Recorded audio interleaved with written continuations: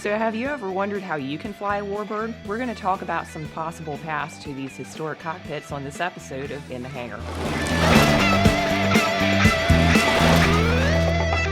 Welcome to In the Hangar. I'm Greta Torvart. And I'm Dan Milliken.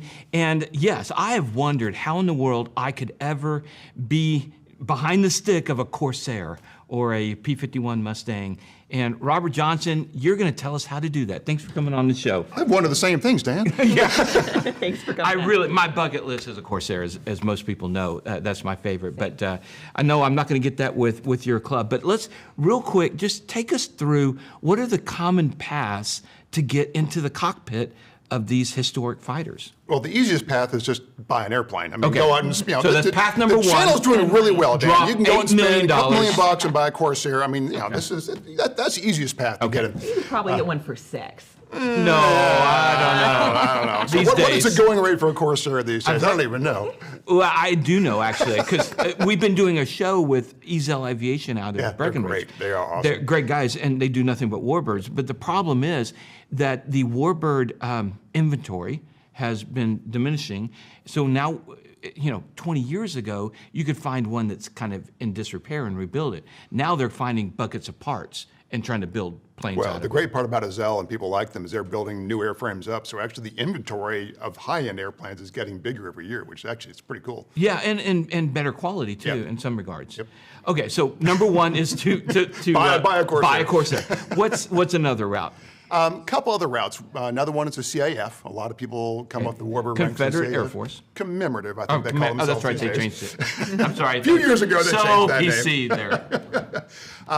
Another way is partnerships. A lot of people have partnerships in airplanes, and that's a pretty common way to do it. A third way, which is what we do, is actually a flying club.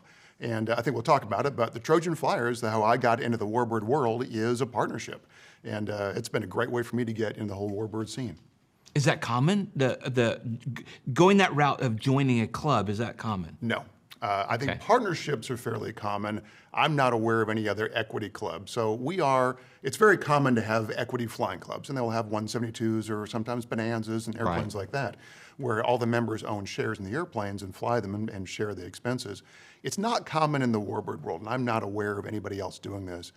So 25, 30 years ago, we started this club, a gentleman named Neil Anderson over at Hicks, which I think you're based at. Oh, wow. I didn't know it started at Hicks. Yeah, it started at Hicks. And for years, anybody who's been around Hicks will remember there were 3 T-28s parked out in the ramp for many, many years. Really? Yeah, and those were our airplanes. And so Neil and a number of people founded this club, I think it was about 30, maybe more years ago. They bought a number of airplanes and parts and started building them together. Ended up swapping some airplanes around, and now we have 2 airplanes. But Neil has since passed away. He was a test pilot for General Dynamics at the time for the F-16. And then 16 years ago, we moved to Midway and built our own hangar down there. But we started this club and had a number of partners, and we've changed partners over the years and changed airplanes over the years. But we're an equity flying club with 2 T-28s, 8 members currently, 8 equity members, and have a great time flying the airplanes. So what's the performance of the T-28s you have, and what model T-28 do you have? We currently have a Bravo and a Charlie. So there's a number of different variants of the T-28. The first one was a T-28 Alpha, which the Air Force had. That was a little tiny, only 800 horsepower engine. Yeah. That's the underpowered T-28. The Air Force liked that airplane, came online about 1949, but they didn't really fly it. They only flew it till early 50s, I believe. The Navy and Marine Corps came by and looked at the airframe and said, we like this airframe, we hate the engine. And so they went to North American Aviation and they commissioned the introduction of the Bravo model, which is 1,425 horsepower, a Wright 1820. Wow, so Nice. that's a significant upgrade. Yes, big, went from 800 horsepower to 1,425. And then the Navy said, we love the airframe, we want to be able to put in a carrier. And so they came up with the Charlie model. Slightly smaller prop and the tailhook, obviously. And the tailhook is the big giveaway on a T-28 Charlie. And those were used for carrier qualifications for years. So the T-28 was used by the Navy from the early 50s all the way until 1984. So very, very long history with the Bravos and Charlies, and several generations of Naval and Marine Corps aviators got their wings with the T-28s. That's really interesting. That's even more recent than I would have thought. They were Yeah. still using actively radial engine airplanes. Yeah, That's really in cool. In the early 80s. It was pretty impressive. It was pretty cool. But an amazing to answer your question, which I didn't realize. It's okay. Amazing airplanes to fly, ton of performance. It'll cruise easily at 200 knots. Burns a fair amount of gas doing that with 1,400 sure. horsepower, obviously. It's the With downside of the it. 1,300 horsepower, Yeah, yeah. 1,400 horsepower will suck a lot of gas going down, but they're great airplanes, easy to fly, and great aerobatic airplanes and great formation airplanes as well. So how heavy are the controls, or is it really It's responsive? really light. Okay, so you would look at it, it's a big airplane. You would Exactly. think it would be kind of fly the way that it looks. And that's what everybody says. They look at the airplane and it says it's going to be a heavy airplane. It's not going to be really fun to fly until they get in the airplane, get in the cockpit, and it is an amazingly fun airplane to fly.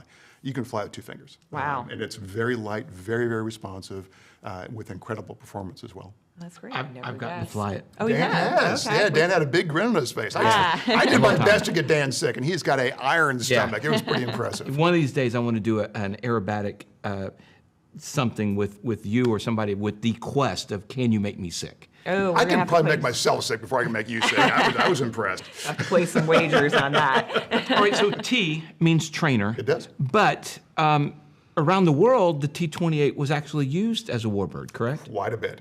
So a lot of what happened in Southeast Asia, France came up with the Fennec, and then in Southeast Asia we came up with the Delta model, T-28 Delta. Oh, okay. A lot of those airplanes were T-28 Alphas that the Air Force had retired, put in the boneyard in Davis-Monthan. They pulled out of the boneyards, put bigger engines on them, put the same engine that we have in the T-28 Bravos and Charlies, and obviously put armament on them. So again, the French did that with the Fennec. They used the airplane quite a bit in Algeria and Congo and the other places. And then we use them quite a bit in Southeast Asia. So several air forces in Southeast Asia use them. The Royal Thai Air Force, the South Vietnamese VNF use them. The Laotian Air Force use them to quite a very, very effective ground attack aircraft. The Philippines used the aircraft in a ground attack role as well, and I'm sure I'm forgetting a couple others, but it was a very popular airplane in that role. Was that in the 50s and 60s? Yes, until I believe the 80s. I think the Oh, wow. Philippines retired theirs fairly late. How does that as a warbird, T-28 with guns, compare to some of the other warbirds? It's a different airplane, but it's also a newer airplane. So if you look at the design of the Corsair we talked about, it's a design really made in the 30s. The T-28 was designed in the late 40s. So it's got the performance of a World War II aircraft in the same motor that's used in the World War II aircraft, but the systems are much more modern. In fact, if you sit in the cockpit of a North American F-86 Sabre and then sit in a T-28 cockpit, the cockpit layouts are virtually identical. Oh, wow. And that was one of the design goals of the T-28, was to make it a transition aircraft for the Century Series fighters, F-86, and then the later aircraft as well. So it's a more modern aircraft. It's more survivable, I think, than a lot of the World War II aircraft. But again, the same performance. Interesting. So if I wanted to join your club, how much would it cost? And, Let's get down to brass tacks. How much does it cost? and how long until I can fly the T-28 myself? It's actually really simple. It's about a $25,000 buy-in, Okay. and we figure about $15,000 a year to fly the airplanes, depending how many partners we have, depending how many air shows we have, depending on what the maintenance is. Just like owning your own airplane, there's variable costs that can be Right. incurred, but we figure about $15,000 a year. The airplane is easy to fly. So I'm a CFI. I train our new partners in the airplane as well as other people who bought T-28s as well. And it's a surprisingly easy airplane to fly. When I first transitioned into the T-28, I had maybe 1,500 hours, and my high performance time was Bonanzas and 210s. In fact, I owned a 210, a certain 210, Right. when I joined the club at the did. time. And if you look at the wing of a T-28 compared to some of the World War II fighters, for example, it's a big Hershey bar wing. And that tells you a lot about how the airplane performs, especially in the low speed environment. It is very, very predictable. When I do transition training in the airplane, obviously one of the things we go and do is we do stalls. And a straight ahead power on stall is very, very easy. It gives you a lot of warning, lets you know very easily the airplane's about to stall. It stalls very gently. Then we put the gear and the flaps down and we do an accelerated stall. And it's a little more aggressive. It's not nearly like a T6, for example, which has a tendency to roll quite a bit to the right-hand side. Right. The T-28 is very gentle. It'll bite you like any airplane will, but it is designed as a trainer. It's got a great wing for that, and it's very easy to transition pilots into. One of the hardest things we have with piston pilots going into a T-28 is that piston pilots were used to going, we call it radar power. When you take off in your 210 or a Bonanza, we take the throttle all the way to the firewall. That's what you do in a piston. In a T-28 or the big radials, you don't do that. You're setting a manifold pressure on takeoff. If I went to full power, I'd be at 55 inches on that airplane. That's bad. Oh, We don't want to do wow. that. So we take off about 46 to 48 inches. So we're looking to set a manifold pressure. When I transition turbine or older jet pilots into the airplane, it's easier. They're used to setting a torque value or in one speed in those airplanes. So it's easier in some cases to train them. We've had a couple cases with newer piston pilots. I've said, go around, and they're, I'm like, no, let's not do that. Let's not do that. 50 inches, we don't want to see that. So we have to talk about that. And engine management is actually probably one of the bigger issues flying the airplane. We don't want to what's called overboost the engine. We don't want to underboost the engine. So we want to be a little gentle with the engine. But it's a very, very easy airplane to fly. And a fairly easy airplane to transition new warbird pilots into as well. And how's the part support for them? Do you have a large supply out there, T-28 and engine parts? Or surprisingly good. There's a lot of T-28s flying, and we as a Trojan Flyers have a lot of institutional knowledge about the airplane. Our corporate president and the person that's my flight lead when we fly the airshow routine does a ground school in the airplane and has 1,000+ hours in the T-28. Knows the airplane very well, teaches other new owners and pilots about the airplane. I do transition training with the airplane. We do a lot of our own maintenance in the airplane. So we as an organization have a great deal of institutional knowledge about the airplane and frankly our own part supply as well. And we know where the parts are. Right. We know where the people are as well. So it's still a warbird. It's not like maintaining a brand new Bonanza or a brand new Cessna, but it's for a warbird. It's actually surprisingly easy to support. And everybody knows each other, so it's kind of a community. It is a community. Yeah. The warbird community is definitely a community, and there's always a sub-communities within that, and the T-28 guys are a sub-community of that, without a doubt. So are there any organizations that help you support the T-28s? Absolutely. There's several. EAA Warbirds is always a great resource for us, Okay. but the best one for us is NATA, North American Training Association. And that's an organization that supports the entire fleet of North American aircraft. The T-6, the T-28, little airplane you might have heard of called the Mustang, the B-25, little one, yeah. So NATA does an amazing job. They're really the owner support organization, the type club, if you will, for North American aircraft. And they help us with maintenance, with part supply, with knowing who the instructors are in the aircraft. And also they set up formation clinics for us as well, so we can train other pilots and learn how to fly formation in the airplane as well. That sounds like a really great resource. It is great. So you didn't answer her question, how long? So like take me, you've flown with me. About 5 to 10 hours. It would take me 5 to 10 hours. It's really not bad. It's surprisingly easy.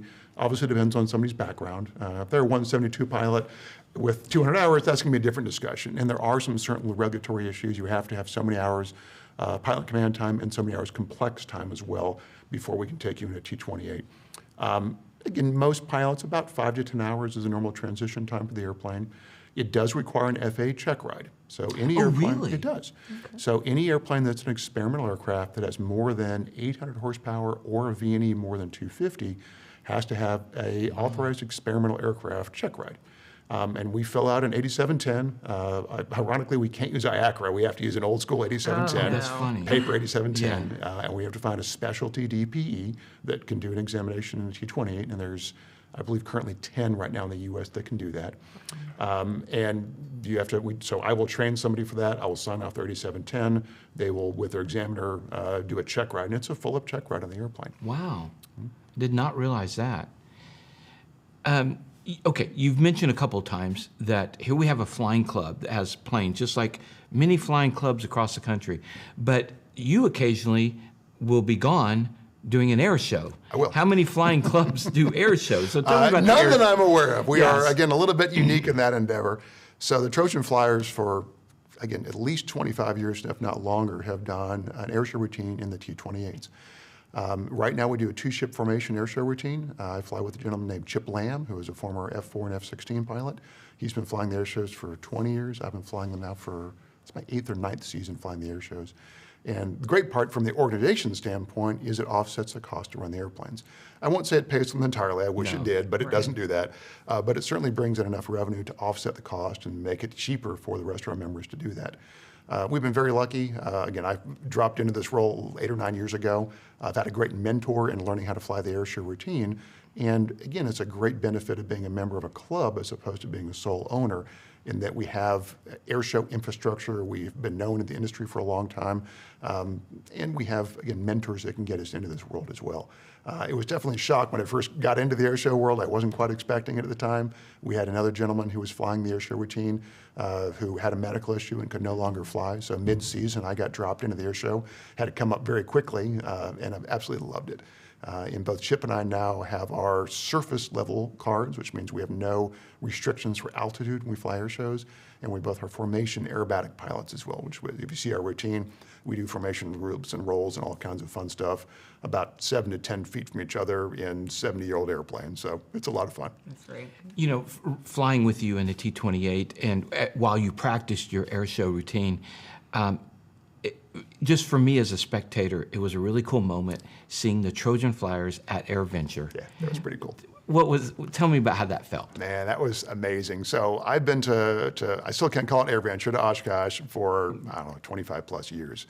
And I remember being the pilot there, watching the airshow routine and watching the warbirds, and the thing that was really cool. In fact, my very first warbird ride was a guy who owned a T6 that I don't even remember how I got to know him, got a Vic Krause.